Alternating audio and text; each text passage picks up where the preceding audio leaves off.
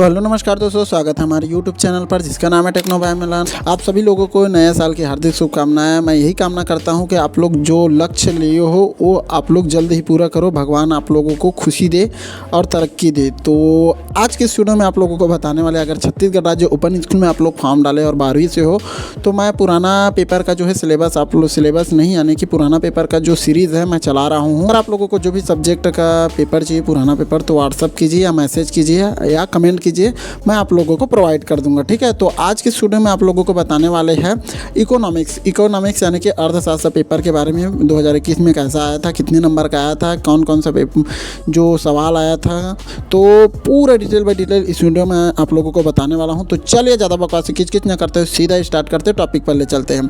तो यहाँ पर प्रश्न पेपर है, यहाँ पर आप लोगों को देख लेना है। कुल प्रश्नों की संख्या 27 है और यहाँ पर विषय देख सकते हो इकोनॉमिक्स अर्थशास्त्र। समय आप लोगों को 3 घंटा मिलेगा, पूर्णांक यहाँ पर 100 है। ठीक है, उसके बाद यहाँ पर सभी प्रश्न अनिवार्य है, तो यहाँ पर आप लोगों को थोड़ा सा रीड कर लेना है निर्देश क्या क्या बोला गया है। प्रश्न क्रमांक 1, अ सही विकल्प चुनकर लिखिए। ब रिक्त स्थान की पूर्ति कीजिए। एक शब्द एक वाक्य में उत्तर दीजिए और द सही संबंध जोड़िए। प्रत्येक ए पर एक नंबर आवंटित है, यहाँ पर बोला गया है। प्रश्न क्रमांक 2 से 13 तक अति लघुत्तरीय प्रश्न है, प्रत्येक प्रश्न पर 2 अंक आवंटित है। प्रश्न क्रमांक 14 से 19 तक लघुत्तरीय प्रश्न है, प्रत्येक प्रश्न पर 3 अंक आवंटित है। प्रश्न क्रमांक 20 से 23 तक लघुत्तरीय प्रश्न है, प्रत्येक प्रश्न पर 4 अंक आवंटित है। उसके बाद प्रश्न क्रमांक 24 से 25 दीर्घोत्तरीय प्रश्न है, प्रत्येक प्रश्न में आंतरिक विकल्प है और प्रत्येक प्रश्न पर 5 अंक आवंटित है। उसके बाद प्रश्न क्रमांक 26 से 27 दीर्घोत्तरीय प्रश्न है, प्रत्येक प्रश्न में आंतरिक विकल्प है और प्रत्येक प्रश्न पर 6 अंक आवंटित है, यहाँ पर बोला गया। ठीक है, उसके बाद यहाँ पर आप लोगों को देख लेना है। सबसे पहले यहाँ पर बोला गया प्रश्न क्रमांक अ सही विकल्प चुनिए। ब रिक्त स्थान की पूर्ति कीजिए और एक शब्द या एक वाक्य में उत्तर दीजिए और 10 सही जोड़ी मिलाइए, यहाँ पर है। प्रत्येक प्रश्न पर 1 अंक आवंटित है। उसके बाद सबसे पहला है प्रश्न अ। प्रश्न क्रमांक 1 है अ है, यहाँ पर सही विकल्प चुनिए, तो आप लोगों को सही विकल्प चुनना है। सबसे पहला प्रश्न है अल्प विकसित देशों की प्रमुख विशेषता नहीं है। प्रति व्यक्ति निम्न आय, तीव्र औद्योगिक विकास, तकनीकी पिछड़ापन या निर्धनता, तो आप लोगों को बताना है कौन सा है। उसके बाद दूसरे नंबर पर है जब अनुसंधानकर्ता स्वयं स्रोत व्यक्ति के पास उपस्थित होकर जानकारी प्राप्त करता है। यहाँ विधि है प्रत्यक्ष व्यक्तिगत अनुसंधान, अप्रत्यक्ष मौखिक अनुसंधान, प्रगणकों द्वारा अनुसूचियाँ भरवाना, संवाददाताओं से सूचना प्राप्त करना, तो कौन सा है आप लोगों को बताना है। ठीक है, तीसरे नंबर पर यहाँ पर वर्ग 20 से 25 का मध्य मूल्य होगा 20, जो यहाँ पर 22 है, उसके बाद 25 है, यहाँ 22.5 है, तो कौन सा है आप लोगों को बताना है। ठीक है, उसके बाद जब MPP शून्य होती है तब TPP अधिकतम होती है, MPP के बराबर होती है, MPP से कम होती है, ऋणात्मक होती है, तो कौन सा होता है उसको आप लोगों को बताना है। उसके बाद V देख सकते हो किस बाजार में वस्तु का केवल एक विक्रेता होता है। अल्पाधिकार, पूर्ण प्रतियोगिता, द्वैधाधिकार, एकाधिकार, कौन सा है आप लोगों को बताना है। ठीक है, उसके बाद यहाँ पर रिक्त स्थान की पूर्ति कीजिए। Fill in the blanks. HDI का पूरा नाम क्या है, खाली स्थान में आप लोगों को फिलअप करना है। उसके बाद यहाँ पर देख सकते हो अंधिमान वक्र मूल बिंदु की और खाली स्थान होते हैं, उसको आप लोगों को बताना है। ठीक है, उसके बाद यहाँ पर देख सकते हो खाली स्थान प्रतियोगिता में क्रेताओं और विक्रेताओं की संख्या बहुत अधिक होती है, तो कौन होती है उसको आप लोगों को बताना है। संतुलन मूल्य का निर्धारण उस वस्तु बिंदु पर होता है जहाँ वस्तु की मांग एवं पूर्ति दोनों खाली स्थान होते हैं, उसको आप लोगों को बताना है। उसके बाद खाली स्थान को बैंकों का बैंक कहा जाता है, तो किसको बैंकों का बैंक कहा जाता है आप लोगों को बताना है। ठीक है, उसके बाद यहाँ पर दिया है एक वाक्य में उत्तर दीजिए, तो आप लोगों को बताना है भारत में बेरोजगारी का कोई एक कारण लिखिए। सत्य, यहाँ पर एक वाक्य में आप लोगों को उत्तर देना है। किस अर्थशास्त्र में व्यक्तिगत इकाइयों का अध्ययन किया जाता है आप लोगों को बताना है। उसके बाद औसत लागत ज्ञात करने का सूत्र लिखिए। स्टॉक के 2 उदाहरण लिखिए। एक अर्थव्यवस्था में निर्यात और आयात का अंतर क्या कहलाता है आप लोगों को बताना होगा। ठीक है, उसके बाद आगे बढ़ जाते हैं। उसके बाद यहाँ पर देख सकते हो निम्नलिखित को सुमेलित कीजिए, तो खंड अ और ब देख लेना है। तो यहाँ पर मनरेगा है, द्वितीय आंकड़े, पूर्व प्रकाशित स्रोत है, दूसरा है 100 दिन का रोजगार, चाय कॉफ़ी है, यहाँ पर GDP, MP है, वस्तु की पूर्ति, यहाँ पर स्थानापन्न है, उसके बाद बाजार कीमत पर सकल घरेलू उत्पाद है, उसके बाद उत्पादक द्वारा, उसके बाद यहाँ पर नेक्स्ट करना है। नेक्स्ट में यहाँ पर देख सकते हो प्रश्न क्रमांक 2 में द्वितक आंकड़ों के प्रमुख स्रोत कौन से है, इसको आप लोगों को बताना होगा। उसके बाद प्रश्न क्रमांक 3 में देख सकते हो भारतीय कृषि की कोई 2 विशेषताएं बताना है, जिसमें आप लोगों को 2 नंबर मिलेगा। ठीक है। प्रश्न क्रमांक 4 में यहाँ पर एक अर्थव्यवस्था की 2 केंद्रीय समस्याएं लिखिए, यहाँ 2 नंबर का सवाल है, आप लोगों को बताना होगा। अगला है 5वें नंबर पर प्रश्न है आर्थिक समृद्धि से क्या आशा है, आप लोगों को बताना है क्या। ठीक है। उसके बाद इसमें 2 नंबर का है। उसके बाद प्रश्न क्रमांक 6वें में मांग की कीमत लोच ज्ञात करने का सूत्र आप लोगों को लिखना है, क्या है उसको आप लोगों को बताना है। ठीक है। 7वें नंबर प्रश्न पर आपूर्ति फलन को समझाइए, तो आपूर्ति फलन को आप लोगों को समझाना है ताकि आप लोगों को 2 नंबर मिल सके। ठीक है। उसके बाद प्रश्न क्रमांक 8वें में पूर्ति की परिभाषा कीजिए, यहाँ पर आप लोगों को पूर्ति की परिभाषा लिखना है। उसके बाद प्रश्न क्रमांक 9 में पानी की मांग बेलोचदार क्यों होती है, उसको आप लोगों को बताना होगा। ठीक है। प्रश्न क्रमांक 10 में यहाँ पर पूर्ति के नियम की 2 मान्यताएं लिखिए, तो 2 मान्यताएं आप लोगों को लिखना होगा। उसके बाद 11वें नंबर पर प्रश्न है मांग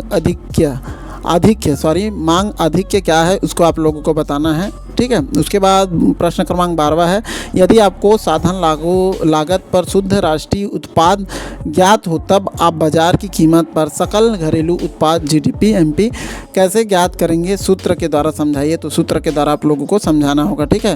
प्रश्न क्रमांक 13 है वस्तु विनिमय प्रणाली की कोई 2 कठिनाइयाँ लिखिए, तो 2 कठिनाइयाँ आप लोगों को लिखना है, जिसमें प्रत्येक कठिनाइयों पर 1-1 नंबर मिलेगा। ठीक है।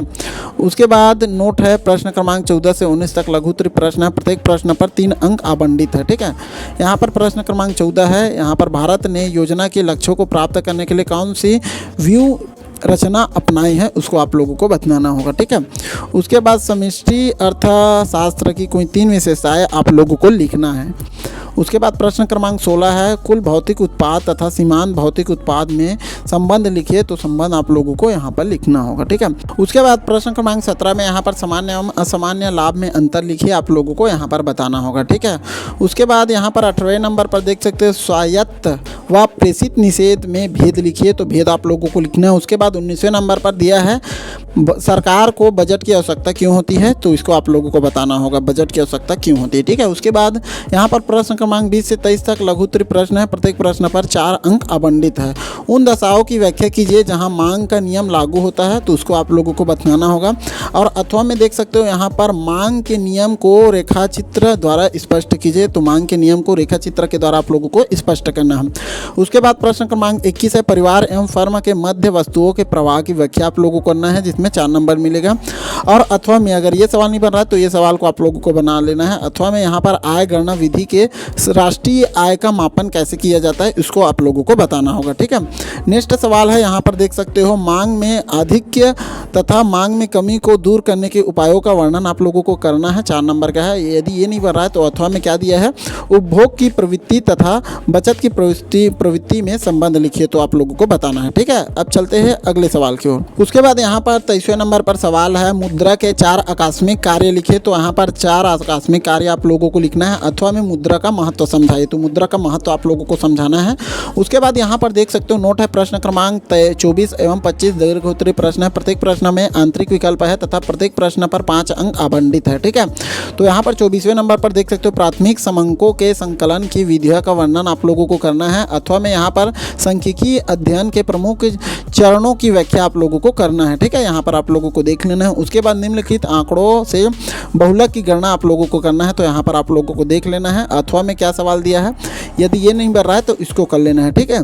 उसके बाद यहाँ पर देख सकते हो प्रश्न क्रमांक 26-27 दीर्घ उत्तरीय प्रश्न है, प्रत्येक प्रश्न पर आंतरिक विकल्प है तथा प्रत्येक प्रश्न पर 6 अंक आवंटित है, तो ये 6 नंबर का सवाल है, तो आप लोगों को अच्छे से बनाना है। ठीक है। यहाँ पर देख सकते हो भारत एक कृषि प्रधान देश है, व्याख्या की करना है आप लोगों को, 6 नंबर का सवाल है, अच्छे से बनाना है। ठीक है। अथवा में भारत अत्यंत जनसंख्या दबाव से पीड़ित है, समझाइए, ये नहीं बना तो इसको बना लेना है। ठीक है। कोई एक बनाना है, दोनों नहीं बनाना है। यहाँ पर 27वें नंबर और लास्ट सवाल क्या है निर्देशांकों का महत्व समझाइए।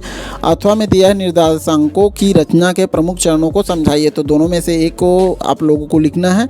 तो यहाँ पर देख सकते हो हमारा इकोनॉमिक्स का पूरा सवाल यहाँ पर देख सकते हो, एक एक चीज़ मैंने बता दिया कौन कौन से सवाल आए थे, तो इसको आप लोगों को देख लेना है। अगर आप लोग इकोनॉमिक्स की पढ़ाई कर रहे हो तो इसको एक बार अच्छे से बना के देख लेना है बन रहा है कि नहीं सभी सवाल। और एक एक चीज़ आप लोगों को रीड करना है, किसी भी चीज़ को ये हल्के में नहीं लेना है कि ये सरल क्वेश्चन है ये तो बन जाएगा, ऐसा नहीं करना है। बार बार प्रैक्टिस करके देखना है और जो जितने भी सवाल है जितने नंबर का बोला गया उसी प्रकार बनाना है। कई लोग क्या करते हैं, गलती ये कर देते हैं अथवा वाले सवाल में दोनों सवाल बनता है तो दोनों सवाल बना देते हैं, बट ऐसा नहीं करना है। इसमें आपका टाइम भी वेस्ट होगा और आपको ज़्यादा नंबर भी नहीं मिलेगा। जैसे इसमें सवाल है 23वें नंबर पर, तो ये भी बन रहा है ये भी, तो दोनों नहीं बनाना है, एक ही बनाना है। कोई भी बनाओ उसमें 4 नंबर मिलेगा, आप लोगों को 8 नंबर नहीं मिलेगा, ठीक है। तो कोई एक ही बनाना है आप लोगों को। तो इस प्रकार देख सकते हो हमारा पूरा जो क्वेश्चन था वो कंप्लीट हो गया है। कहीं भी कोई कन्फ्यूज़न लगे या डाउट लगे तो आप लोगों को कमेंट में पूछ लेना है। तो अर्थशास्त्र या जिसको आप लोग इंग्लिश में इकोनॉमिक्स कहते हैं उसका जो है पेपर मैंने बता दिया है 2021 में कैसे टाइप आया था। अगर किसी भी अन्य सब्जेक्ट बायोलॉजी है या मैथ्स जो भी सब्जेक्ट है उसको आप लोग चाहते हो तो कमेंट में पूछ लेना है, मैं उसको भी प्रोवाइड कर दूंगा। अगर आप लोगों को इसका PDF चाहिए तो वीडियो के डिस्क्रिप्शन में मेरा व्हाट्सअप नंबर है, उससे आप लोग बड़ी आसानी से ले सकते हो या व्हाट्सअप से जुड़कर आप लोग नई नई जानकारी जो है प्राप्त कर सकते हो, ठीक है। तो उम्मीद करता हूँ यहाँ छोटी सी वीडियो आप लोगों को अच्छी लगी होगी तो अपने दोस्तों के साथ शेयर करना बिल्कुल मत भूलिएगा। और वीडियो अगर आप लोगों को पसंद आया होगा तो चैनल को सब्सक्राइब करना बिल्कुल मत भूलिएगा। आप लोगों को नए साल की फिर से एक बार हार्दिक शुभकामनाएं। आप लोग अपने सपनों के पीछे लगे रहे और सपनों को जल्द से पूरा करें। अगर आप लोग ओपन स्कूल का पेपर दिला रहे हो तो ओपन स्कूल में अच्छे से पास होना है, अच्छे नंबर से पास होना है, ताकि आप लोग फ्यूचर में जो भी करना चाहते हो वो आप लोग कर सकें। तो मिलता है ऐसा कुछ नए वीडियो में, तब तक के लिए अपना ख्याल रखिए। जय हिंद, जय भारत, जय छत्तीसगढ़।